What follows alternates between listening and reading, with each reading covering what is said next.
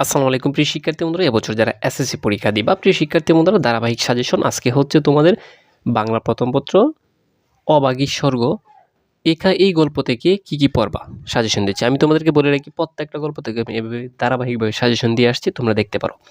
So এই গল্প থেকে তেমন কিছু ইম্পর্টেন্ট নাই, কারণ হচ্ছে প্রতি বছরে দেখা গেছে মানে সৃজনশীল আসেই না। এক কথা দেখো, আমি তোমাদেরকে হচ্ছে একদম শর্ট করে দিচ্ছি, তুমি কোন সাবজেক্টটা বেশি পড়বা, কোন অধ্যায়টা বেশি পড়বা, এটা আমি সরাসরি বলে দিচ্ছি। অবাগী স্বর্গ থেকে সৃজনশীল আসে না, যদিও আসে তাহলে 1-2টা এমসিকিউ আসতে পারে বা একটা বা নাও আসতে পারে। এটা আমরা বিগত সালগুলো একটু প্র্যাকটিস করে দিকে দেখো, এই যে ঢাকা বোর্ড মানে 2024 সালে ঢাকা বোর্ডে আসে নাই, ময়মনসিংহ বোর্ডে আসে নাই, রাজশাহী বোর্ডে আসে নাই, দিনাজপুরে আসে নাই, কুমিল্লা, চট্টগ্রাম, সিলেট, যশোর একটাতেও আসে নাই। ঠিক আছে, আর এটা সংক্ষিপ্ত সিলেবাস আগে ছিলও না। আচ্ছা, তারপর দেখো এই যে পরবর্তীতে 20 সালেও দেখো মানে খুব কম আসছে, সৃজনশীল আসেই না এক কথা। তার মানে এই অধ্যায় থেকে আমাদের সৃজনশীল পড়ার দরকার নেই বেশি, শুধুমাত্র এমসিকিউটা ভালো করে পড়বা। তাহলে একটা ধারণা হয়ে গেছে কিন্তু যে অবাগী স্বর্গ থেকে আমরা কি পড়বো, শুধুমাত্র কয়েকটা এমসিকিউ পড়বো, আর কিছু পড়বো না। শরৎচন্দ্র চট্টোপাধ্যায় কত খ্রিস্টাব্দে জন্মগ্রহণ করছে? 1886 সালে জন্মগ্রহণ করছে। ঠিক আছে, কল্যাণীর মা স্বর্গের রথ ভেবেছিল কোনটিকে? মূলত বলতো, রথ বুঝো তো? রথ মানে স্বর্ণের এই যে নাত আছে না মানুষের, যে মেয়েরা বিশেষ করে স্বর্ণ টর্ণ পরে নাকে কিছু দেয়, ঠিক আছে, এখানে দোয়াকে ঠিক আছে। অবাগীর যে স্বর্গ মানে বেহেস্ত, অবাগী স্বর্গ গল্পের গতিশীল চরিত্র কোনটা? মানে একদম গতিশীল, এটা কি? কাঙ্গালি। ঠিক আছে, তারপর দেখো, কোন নদীর তীরে শ্মশানঘাট অবস্থিত? শ্মশান মানে কি? যেখানে মানুষকে পোড়া হয় এটাকে বলা হয় শ্মশান। কোন নদীর তীরে?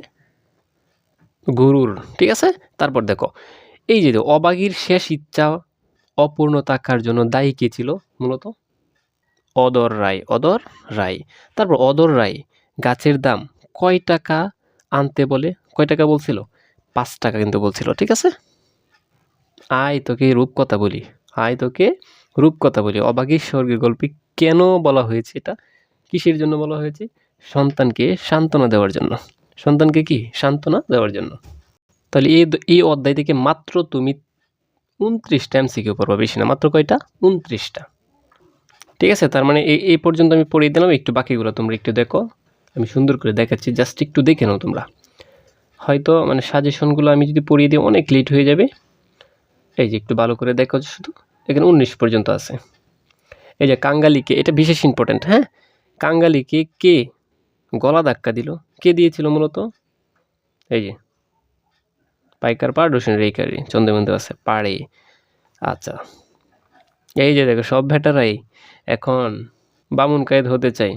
হ্যাঁ, ওই অবাগী স্বর্গের ওই গল্পের বক্তব্যে মূলত কি ফুটে উঠেছে? বিদ্রোহ।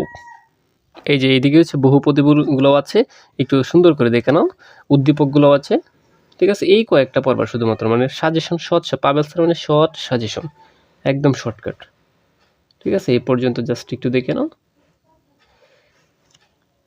এই যে আমাদের কি এমসিকিউ পর্ব একদম শেষ, এই 29টা শুধুমাত্র দেখবা। আচ্ছা দেখো, কয়েকটা জ্ঞানমূলক যেটা পড়বা তুমি, যেমন হচ্ছে শরৎচন্দ্র চট্টোপাধ্যায় কোন গ্রামে জন্মগ্রহণ করছে, এটা পড়বা। এখান থেকে প্রায় কয়েকটা আছে, এটা জাস্ট একটু দেখো। এই যে দেখো, গৃহদাহ উপন্যাস কার লেখা? এটা হচ্ছে শরৎচন্দ্র চট্টোপাধ্যায়ের লেখা।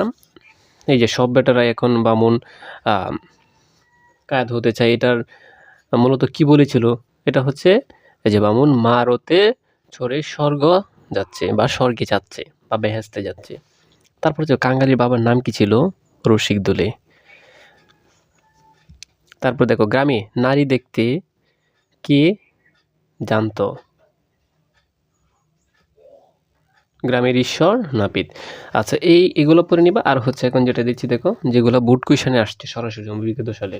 আর আমি তোমাকে প্রত্যেকটা কি করি যে অধ্যায় থেকে তোমাকে আমি কিছু তত্ত্বকণিকা দিই, যেগুলো শিখে রাখবা। এই যে মাত্র 10টা তত্ত্বকণিকা সুন্দর করে শিখে রাখবা।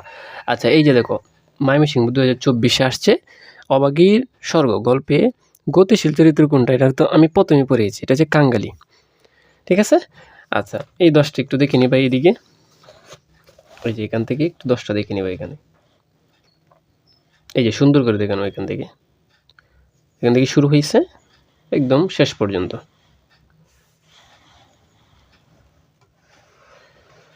ঠিক আছে, তাহলে দেখা হবে তোমাদের সাথে অন্য পার্টে। তো যদি ভালো লাগে অবশ্যই কমেন্ট করবা, শেয়ার করবা।